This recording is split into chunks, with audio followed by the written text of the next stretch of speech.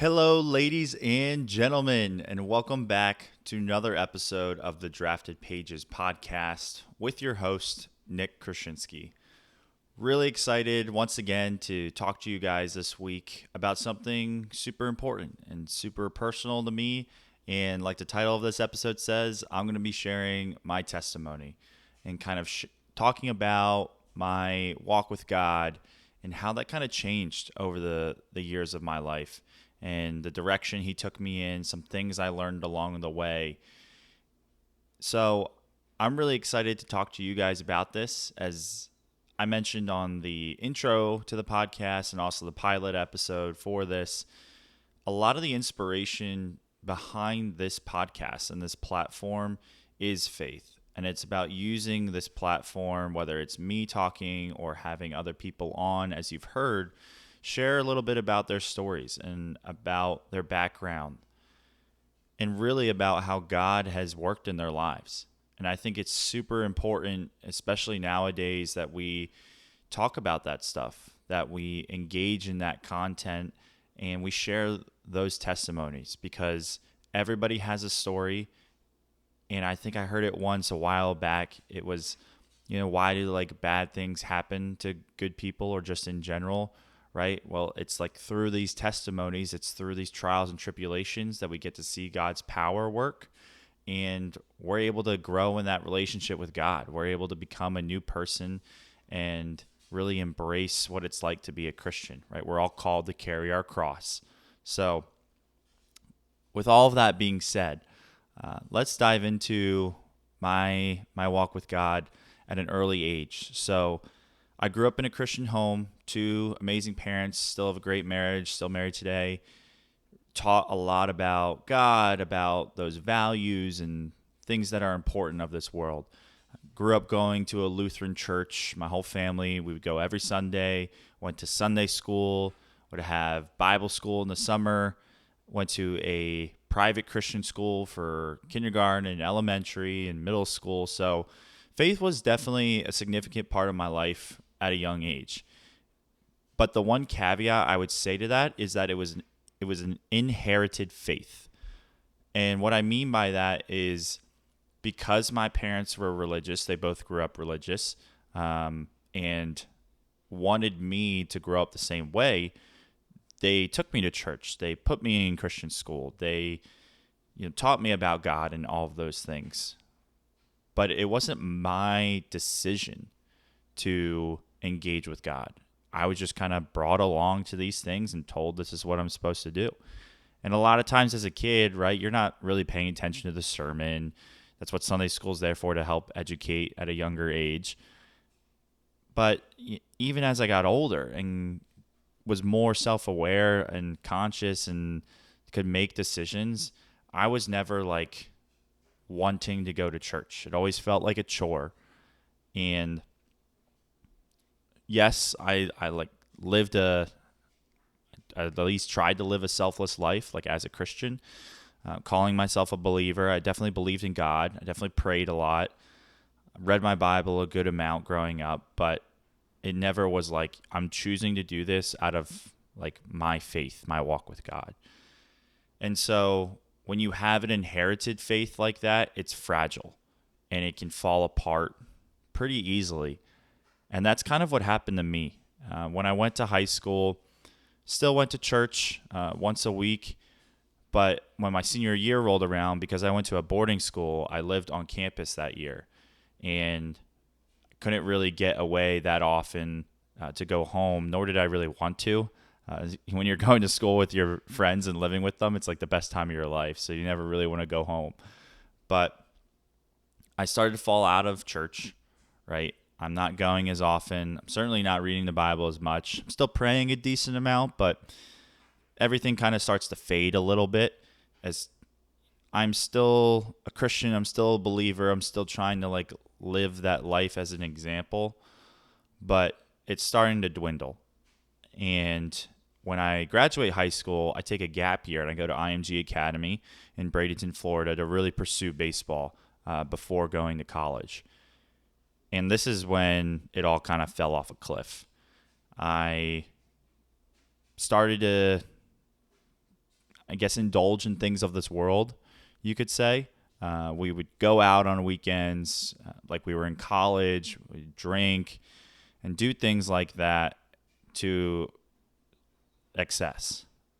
And not to say like drinking's wrong, right?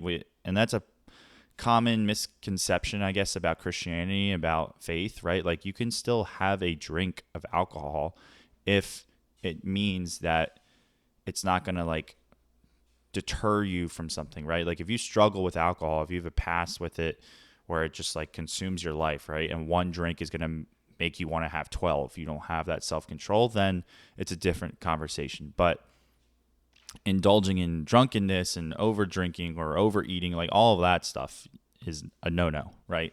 So that's kind of where my life started to fall off at IMG. And then going to college, it was even worse. I kind of lived that stereotypical college life where you're going out all the time, you're drinking a lot, drugs are around, and as a guy, you're just, I mean, to be honest, like you're pursuing women in an unhealthy way, right? You're seeking them for validation. You're giving in the lust and everything like that. Everything the Bible teaches, and there's preachings about avoiding and not doing those types of things, is what I got involved with in college. And I'm sure that's common for a lot of people listening, at least in my demographic and younger, and possibly even the older generations. You know, like at least for me, going through all that freshman year, like I guess I was having a good time, but I definitely felt an emptiness inside. And I just remember feeling, I was like, all right, so like this is what college is all about. Like this is what fun is. This is what I should be doing. I guess I should be trying to hook up with as many girls as possible or get absolutely plastered on Saturday and do the next thing over the next weekend. Like that's what college was my freshman year, a lot of it. And like I said, just really gave into the things of this world really easily because I didn't have like my own faith, like where I was choosing God. And funny thing is, you look back on that, and I still called myself a Christian, like if you were to ask me, even though I wasn't living that life at all. But that's the beauty of God. He kind of comes in at times like that and changes us. And there was one moment where it should have clicked, and it took a little bit while longer, but I had a moment where it was like, I should not be on earth anymore. Like I should be dead. It was my freshman year. It was in the fall. It was a girls lacrosse formal. Me and a couple other the baseball guys got invited as dates. We all went. We drank beforehand a lot. We drank at the venue a lot. And I basically blacked out. Like I can't tell you for 3 hours of my life like what happened or anything, right? Next thing I know, I'm in the middle of downtown Orlando getting jumped by 3 random people, like on the ground, being beat up, kicked, get my phone stolen, my wallet stolen. The only thing I still had in my pockets was like the key to my dorm room, which was actually bent. I don't know how, maybe probably from that scuffle, but I couldn't even get into my dorm room when I got back, but that's beside the point. So I basically blacked back in, regained like some sort of consciousness like during that. I guess the adrenaline kicked in and kind of shut out like the alcohol part from blocking my memory. And I remember sitting there in tears, just like, where am I and how am I going to get home? Like none of my friends are around. I know nobody. This is my first time downtown in Orlando. Like it's about 20 minutes from campus, so not terribly far, but not within walking distance. And Orlando is kind of a dangerous city too. So I just start walking down the street. A pickup truck pulls over. Someone gets out, gets dropped off. I come running up to the driver's door. I'm like, this is my only chance. And I'm crying. And I just tell the driver, I'm like, look, I'm a student at Rollins College. I have no way of getting home. I just got mugged, got everything stolen. Can you please take me back to campus? Like I have cash in my room. I can pay you, but I have no way of getting home. And he kind of like chuckled a little bit and was like, all right, get in. So I truly believe that was an angel sent from God to get me home that night, because I don't know how I would have. I don't know if I would still be here talking. That's kind of like that moment. And I could have gotten in any number of cars too with any number of strangers. And your imagination can run wild about the things that could have happened, right? So I view that as a moment of God like protecting me and trying to like wake me up. Obviously, that changes you a lot and makes you think about your decisions. So there was a period of time for the rest of my freshman year where I was sober, would still go to all the events, but wouldn't drink, to try and like self-correct my habits, but quickly fell back into them again come the springtime. So that was kind of my freshman year. And then my sophomore year, I start dating this girl. She's a senior at the time. And fast forward a year later, she's graduated, she's working, and I'm in my junior year at college.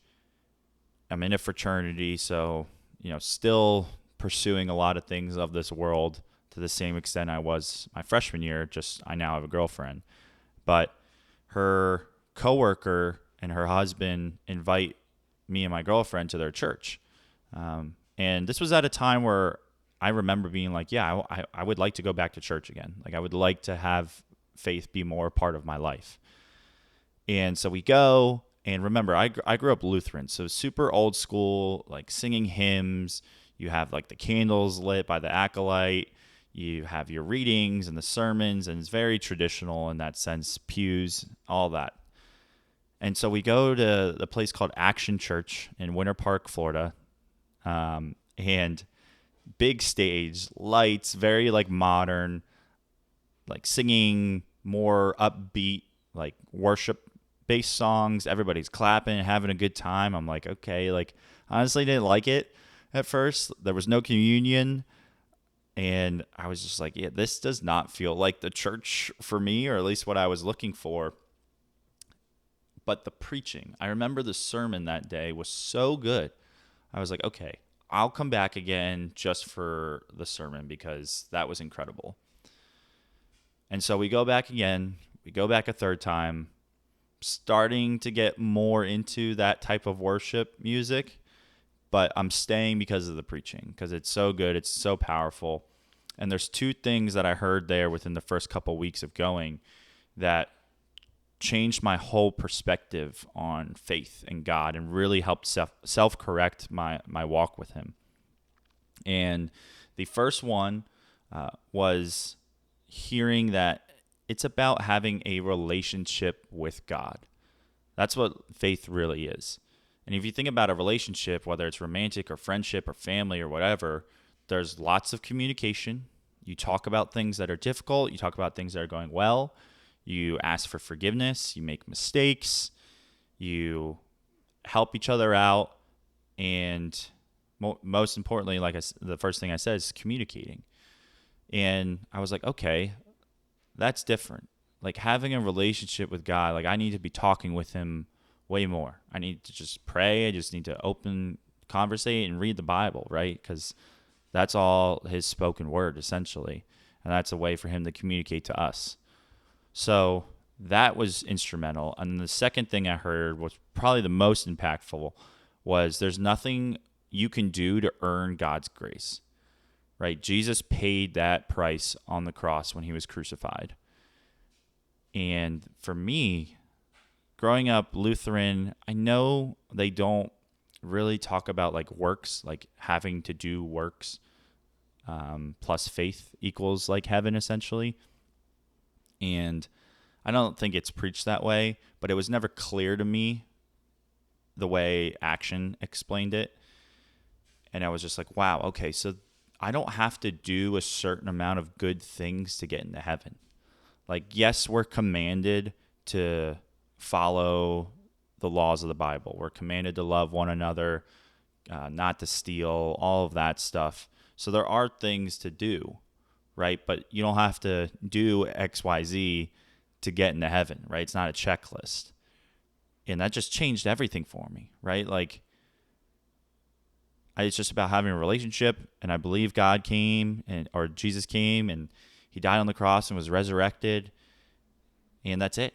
Like, that sacrifice, he bore the full weight of all the sin of the world for us, and really changed my perspective on faith and how I went about things, and started to change my trajectory in life at a exponential rate, really. So I'm starting to attend this church more often, but it's a little difficult still with playing baseball. We have a lot of games and practices on weekends, so it's kind of here or there. And then I start serving on their parking team. So I start making some good faith-based friends and getting involved with that community, and just feeling like a sense of like change, right? Like, okay, these are the people that I need to surround myself with more to get away from the college lifestyle that I was living. And I would say throughout that year, that junior year, like, I was still pretty much a lukewarm Christian, like 1 foot in, 1 foot out. I was still going out. I would still say I was drinking a good amount, not to the extent I was the previous years, but still not being responsible in that way. And yeah, just like I wasn't all in, right? I was picking and choosing things in the Bible that I believed were like okay in the modern age. And I've heard this explained before, where it's either the whole Bible's true and you follow all of it, or none of it's true, right? And you have to decide that, right? As a believer, you can't like pick and choose what you think is like true and how to live. And people are like, oh, Jesus didn't know like the world would be like this. He didn't prepare for it. And like, that's just nonsense. Like, God's all knowing. Like, he knows everything that is to be, going to be, already came. Like, so I really had to change a little bit more about myself to truly be like a Christian, right? And to feel like I'm living like a Christian life. So fast forward a little bit, my girlfriend and I that we were dating for all that time had a major falling out, and it basically just rocks my world. And I've talked about that in the therapy episode of this podcast, but really just brought me to my knees, and I had nowhere else to go but to God. And there was so much pain and suffering during that part of my life, but I'm so grateful for it looking back on it, because it shot me so much further in my advancement, in my maturity, and most importantly in my walk with God. Because I was like, my family's away in Pennsylvania. I can call them, but I don't really like doing that, especially when it comes to like big emotional things. My friends here in Florida, like, they're just going to want me to go out and drink and, talk to new girls and do all this stuff to like get over it, right? And I'm just like, that's not what I want to do, and I know that's not going to work. So the only thing I could do was like pray and like worship through it. Honestly, it's like a lot of what I did. And at that time, there was small groups starting at my church. There's a curriculum called Freedom. It's based out of the Church of the Highlands. It's in Alabama, Pastor Chris Hodges, and we do that curriculum. It's about 14 weeks, 12 or 14 weeks, something like that, where you basically go through a lot of key principles in the Bible. Like, for example, there's forgiveness. There's a topic on surrender. There's a topic on worship, on the tree of life, on the tree of knowledge of good and evil. And you go through these week by week with a group, same sex, usually about the same age range. I think I was one of like 3 guys in their younger 20s, and everybody else was kind of in like in their 30s, 40s range. And we just kind of meet once a week, discuss the chapter, and there's a workbook, and you go through and the verses and everything, talk about how it relates to issues we're going through in our life. And for me at that time, right, like, this is the lowest point I've ever been in my life. And you can look at that as like, wow, Nick, like, you've lived an amazing life if like getting your heart broken is the worst it's ever been. Well, actually, I can think of another one, but I was too young to really understand. the other one I'm thinking of. But the it was still hard. It was still really hard part of my life. And being there, being around all of these other men who are going through stuff that was 10 times harder or 10 times worse in my eyes, like going through things like divorce, going through things like adultery, going through things like with their kids, financial issues, other family issues. Like the list was on, and I was like, wow. Like we're all here, we're all seeking the same thing, but my issues compared to these guys are nothing. And it really humbled me and allowed me to shift kind of my perspective on life. And we all just poured into each other. We poured into this group. We were all in all the time and just really trying to buy in and get closer with God. And there's always, you can always look back on your life and think about a few critical decisions you made, whether it's like going to school or like where you went to school, what you did for your job, who you married, and it changes everything, right? And going through this curriculum with this group of men is one of those decisions for me. Like it changed my life. I almost get emotional just thinking about it. And the best part about it was at the end, there's a 2-day conference, Friday night and Saturday, where there's like 6 more topics that kind of tie into the booklet, where the pastors of the church preach on them, give about like a 20-30 minute preaching. There's worship. We worship in between. And then once the preaching's done, we have like another little notebook to kind of like answer some questions on these things. So for example, one of them was about purity and releasing like old ties, whether that's emotional or physical. And they gave us all a piece of paper, and we were supposed to write down, all of our ties. And we would go up, and this is after, not the piece of paper one, but after every, preaching, you go up, there's a prayer team. It's members of the church who are on the prayer team and our leaders, right? So it can be pretty emotional if they're the ones praying over you, and you just kind of one by one go up, and you kind of talk with them about what is really connecting with you based on that preaching, or if nothing was, like you would just say like something you might need prayer over. But for the purity one, you just kind of pray over that, release all of those ties to God, and just like feel almost like born again, right? And it's going to sound silly, but once the prayer is done, you put the piece of paper in this bowl of water and mix it around, and it was dissolvable, so the paper just basically disappeared, almost like you're no longer attached to these ties. And like I felt like new, like I felt completely different, like I had been washed clean of all of those wrongs and all of those sins. And it was just kind of like that process throughout the whole time. And if you're a believer, you know what it's like to be in a church or be with other believers and feel the Holy Spirit, feel the presence of God. And I tell you, I've never felt the presence of God more than during that conference, like in that church. Like they put up a red line of tape on the ground in between like where we're all sitting and like the stage, and then in between is like where we would get prayed over individually. And they do that, and everybody who's like a leader of a freedom group or on the prayer team before the day starts are on their hands and knees, and there's pictures of it, like praying over that line, basically signaling like once you cross that line, the enemy can't get you. Like it's a holy boundary.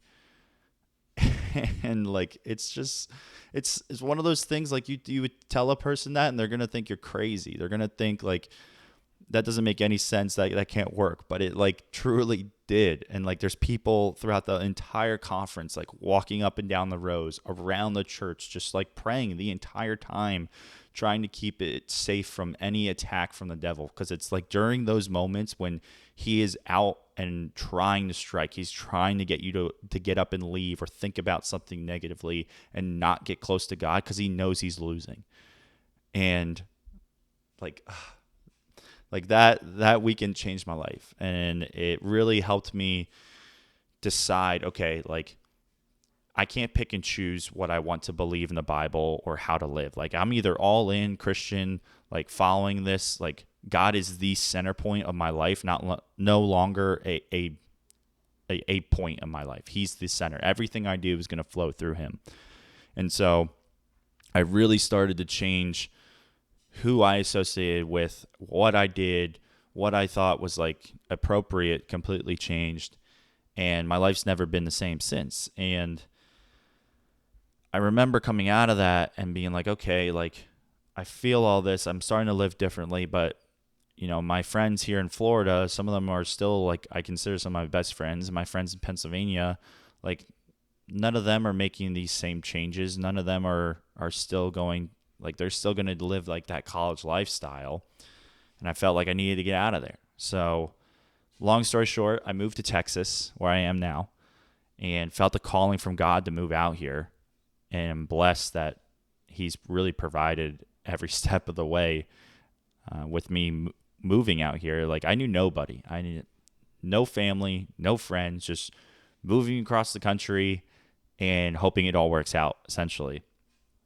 And was really blessed with having a coworker who was very faith-based. When I was like kind of church shopping, going to a bunch of different churches here, trying to find the right one, he invited me to his Watermark Church, which I go now. And yeah, really got close with him. Started a community group with him and a couple of his friends. We do Bible study once a week. He started introducing me to more of his friends from college and from church.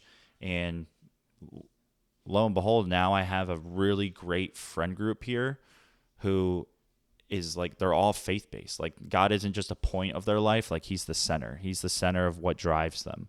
And that's what I prayed on the most when moving out here. I was like, God, I don't care about the apartment. I don't care about the job. Like, just please give me a group of faith-based friends that I can like live life with, because I am seeking that so badly at this stage. And I move here and almost immediately get blessed with that. So really thankful for that. And just ever since that freedom curriculum and moving out here, like I've just lived a different life in that way. I try, right? I'm not going to say, I don't want this to sound like I'm a goody two shoes and perfect Christian and who never sins, right? Like far from it. Like battle with sin every single day. I still have like problems and issues and things I need to continue to work to surrender to God for. But it's just the difference in the way I live my life and who I surround myself with. And I think that's the biggest thing that I would tell anybody is if you're kind of in that stage or you don't really like the direction your life is going, like look at who you're surrounding yourself with. I heard somebody say like you're a product of your environment and you're also the product of you're the sum of the 5 closest people to you. So whoever you hang out with the most, those 5 people, that's who you're going to be like, right? And I think having this faith-based community here in Dallas has really helped put my life on a better direction, and my walk with God has just been incredible over the past year. I think I'm a completely different person than I was, say, a year ago or 2 years ago. Like the valleys I walked through, and that's the key, right? Like walking through them, not just staying in the valley, like worshiping and praying through them the same way you do when you're on the mountaintop and everything's going well. God deserves all of that no matter what, right? And he's loving and he wants to be there for us and support us and guide us towards the path that he has set for us. And that kind of like brings me to my last point here is like I said, I had a calling from God to move out here, and I still trying to figure out exactly what that was. There's been a lot of blessings that have come, so maybe I've already experienced it and just don't know that's the true reason. But like this podcast is here for, it's a platform to spread his gospel, and I think that's part of the mission God has for me. And I think once that mission's done, like he's going to call me home, because that moment of being mugged is not the only moment in my life where it's like I should not be here. Like, I made terrible decisions and, you know, very well could not be on this earth anymore. But I think God's been protecting me and watching over me because I have a bigger purpose to fulfill, and he's not done with me yet. And I have a mentor here who literally said the exact same thing, that I've heard some of his stories about, the things he gone through or car crashes where he's like, I should not be here anymore, but he is. And he believes that, like, once he's done, like, God's going to call him home. And I believe the same way. So I think anybody out there who might be struggling, might be walking through a valley, just know that on the other side there is peace. On the other side, you'll be able to reflect on a lot of it and see how you grew and changed through that. And that's the biggest thing. Like, if it wasn't for all of these hard times and issues, I would probably be the same guy getting drunk every weekend and partying and acting like I'm still in college. Like, I wouldn't be living the life I am now or pursuing the things that my pursuits of things are completely different.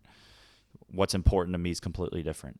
How I view a healthy relationship, whether that's romantic, friendship, family, is completely different. Values and morals, right? Like, just to name a quick one, like, I lived with my ex-girlfriend at that time.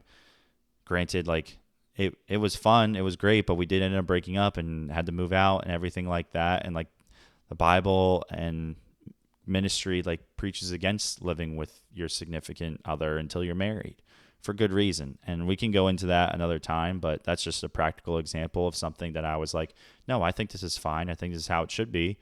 And you were told not to do that. And I paid all the consequences that it, kind of cautions you against, right? I'm not saying that applies to everybody. Or that's just an example, but yeah, just things are different now, and how I see the world and how I view people and how I view to go about things. And it's all because of those valleys and God's grace getting me through them. And I just wanted to share my testimony in hopes that it might inspire other people. It might show some vulnerability in me, and that I'm not perfect. I'm not a goody two shoes just because I got a microphone, right? Like, we battle with sin every single day. It's a daily battle. And I will tell you, praying and reading the Bible, especially early in the day, is the best way to combat that, because it frames your mind in the right place to go about, the rest of your day. Like, think about any time you've been listening to, like, rap music or, like, typical party music, or you're watching, like, one of those movies, right? That's where your thoughts go. You think about, like, sexual immorality. You think about getting drunk. You start cursing all the time. But if you ground yourself in prayer and in the Bible and with worship music, it just changes your perspective and the way you're going to approach the day. And it just, like, grounds you, right? Product of your environment. So if you're listening and you want to kind of change the way you're living, you want to become, like, more in a relationship with God, like, feel free to reach out. Like, if you have my number, like, give me a call, shoot me a text. I put my email in the description of the podcast every single time. Be more than happy to, like, talk to other people about this, whatever it is. There's never any judgment. There's never any, ridicule. Nothing you did is, like, going to be so terrible God can't forgive. You think about the day Jesus is on the cross, and the one sinner next to him asks, like, Jesus, like, remember me today. Like, will you forgive me? And Jesus says, today you'll be with me in paradise. And that's the first guy, like, Jesus brought into heaven. And that guy lived a terrible, sinful life. He's being crucified right next to Jesus, like the worst punishment of that time. And yet he's forgiven. So don't worry about, like, having to do X amount of good deeds to get into heaven. They're important, and we need to follow those commandments and live by example. But that's the easiest way to draw others to God, to encourage others. It's just to live by example that make people question, why is Nick happy all the time? Why does he live the way he does? Why does he not party like he used to in college, right? That's how you start to create that conversation. When people ask those questions, then you can tell them why. You can give them a short 3-minute version of your testimony and how God's used you, because everybody has a story. And I want this to be a platform where people can openly share. And if you disagree, if you're an atheist, if you're against God, I would love to have a conversation about that too. Not to try and change your mind, but I'm very open-minded too. I like hearing other people's opinions on things. I like engaging in those types of conversations because that's how you grow as a person, as a society. It's not like, oh, you think your opinion is XYZ, I think it's ABC. We can't be friends. Like, the world didn't used to be that way. So I think if we can encourage that type of mentality of just engaging in healthy conversations and have different opinions, it's okay.